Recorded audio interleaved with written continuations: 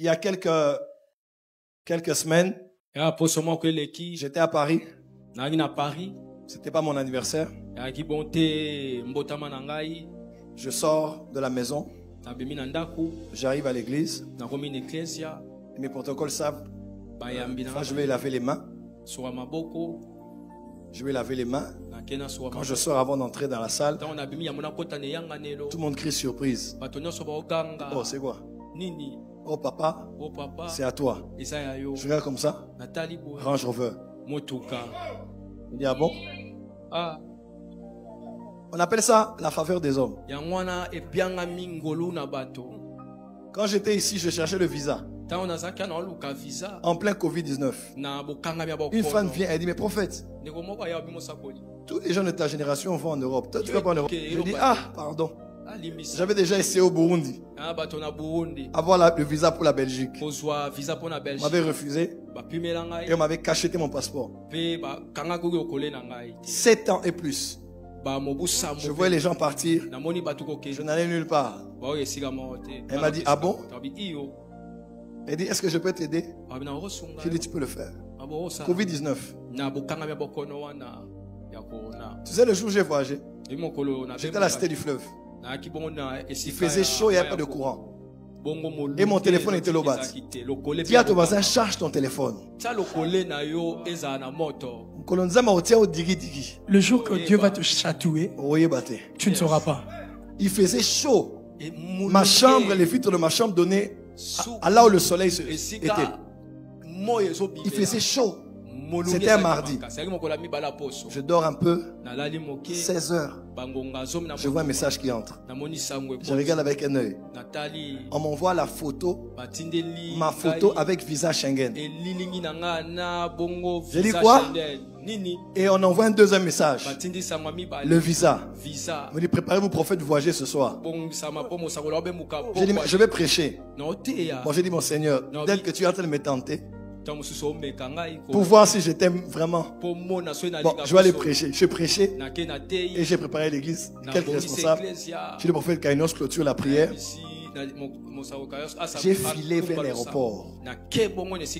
Puis les embouteillages vinrent. Comme on avait tous les caches, les masques, j'ai pris les Wewa. Toleka. Allons-y. Quand j'ai fait les formalités, je suis allé dans le salon, dans le lunch des business class. Parce que je t'informe que tu commences à voyager en business class. Ton ami n'est pas ici pour voir. Prophète Jimmy le sait. Ça fait quelques années, Maman Claude et papa qui sont mes parents, vous avez souvent vu ici. Ils m'ont dit, nous on avait décidé de ne plus voyager économie, on voyage en business. Quand je les ai entendus, je dis à partir d'aujourd'hui, moi plus jamais économie. Dis à ton voisin, la faveur arrive. J'ai dit, moi c'est fini. Comme ils ont dit ça, moi aussi je commence à entrer dans la grâce. J'étais en business. J'ai dit, je fais la photo. J'ai dit, qui a ma campagne. Que je monte. J'ai pris l'avion. J'ai dit non, on décolle d'abord. On a atterri à sa vingtaine. Quand je sors de là, je prends le valise. J'ai voulu poster. J'ai dit, que je sorte d'abord. Ah, mais vous êtes venu pour quelle raison? Quand je dis allez, paf, je donne une lettre et je passe. Quand je sors, il dit Satan a tiré au Congo. Satan, je t'ai laissé au Congo. Moi ici, je suis passé. Et Dieu a commencé à me bénir. Aujourd'hui, on a une église à Lyon, à Charleroi, à Bruxelles, à Paris. Et 2026, 2030, j'ai le projet d'implanter plus de 20 églises en Europe. Je dis bien 20 églises en Europe. On a déjà une église à Meaux qui veut commencer. Une autre église à Liège qui va commencer. On a des églises partout qui veulent commencer. Tout ça, tu sais pourquoi? J'avais la grâce, j'avais l'appel, mais je n'avais pas l'accès. Quelqu'un est venu, même pas de ma famille. Il m'a dit, je vais t'aider. La personne a pris mon passeport, pas fait la capture. J'ai dit, hé, est-ce que ça va aller? Quand j'ai vu mon visage, j'ai dit waouh. Le voyage pour toi, tu vas peut-être poster sur internet. Le voyage, c'est pas la bénédiction. Pour d'autres gens, leur combat c'est le mariage. Pour d'autres gens, leur combat c'est la santé. D'autres gens, leur combat c'est les limitations. Satan va te laisser tout faire ici, mais il ne te laissera jamais aller dans un autre continent. Gloire à Dieu, parce que les aides existent. Quelqu'un qui te prend par la main et qui te fait entrer quelque part. Dis amen bien. Amen. Dis amen bien. Amen. Dis à ton voisin, les aides de destinée arrivent. J'aimerais te rassurer ce matin que ce culte est un culte de prophétie pour toi. Quelqu'un est en train de venir t'aider. Je dis, quelqu'un est en train de venir t'aider. Je dis, quelqu'un est en train de venir t'aider. Vous voyez comment Dieu est en train de m'ouvrir de nouvelles portes. Un homme de Dieu, il est en train de prier au Ghana. Il a donné son témoignage lui-même à la porte des cieux cette année. Et il a dit, je priais. Et Dieu m'a dit, Joël Francis, mon serviteur, Dieu lui a parlé des choses. Il a contacté un père dans la francophonie. Et le père m'a appelé quand j'étais en Italie. Lui aussi m'a appelé.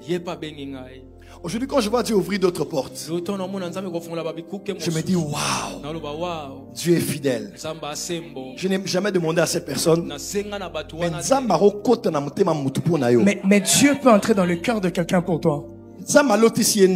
Dieu lui a fait rêve. Dieu lui a parlé. Voilà pourquoi ne cherche pas à te justifier. Dieu est assez responsable pour parler. Tu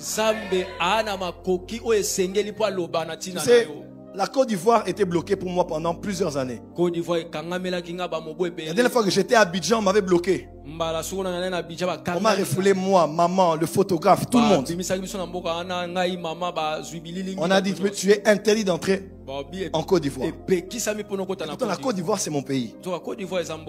On a voulu me mêler aux histoires de la politique que je ne connaissais même pas. Plusieurs années. Je ne savais pas entrer. Et puis maman avait son concert de l'amant. Et puis l'apôtre Yvan Castano a appelé. Quand on parlait, j'ai dit, je dois l'accompagner mon épouse. Mais il a dit non.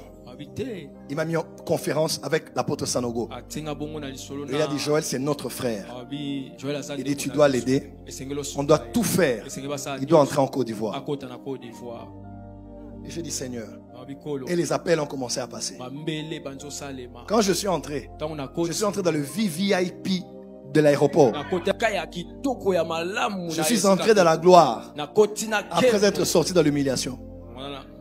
Et j'ai parlé à toutes les autorités avec qui nous avons bien, parce qu'ils n'ont fait que leur travail. Il y a eu beaucoup de choses derrière, mais tout va très bien. Et j'ai dit, Seigneur, une seule personne. Tu sais, des fois, tu te bats toi-même. Parce qu'il y a quelqu'un qui ne sait pas appeler. Il y a quelqu'un qui ne sait pas donner. Il y a quelqu'un qui ne sait pas te connecter à quelqu'un. Mais ce matin, je dis ce matin, ça commence par votre Père spirituel. Et par chacun de vous ici, les aides de destinée arrivent.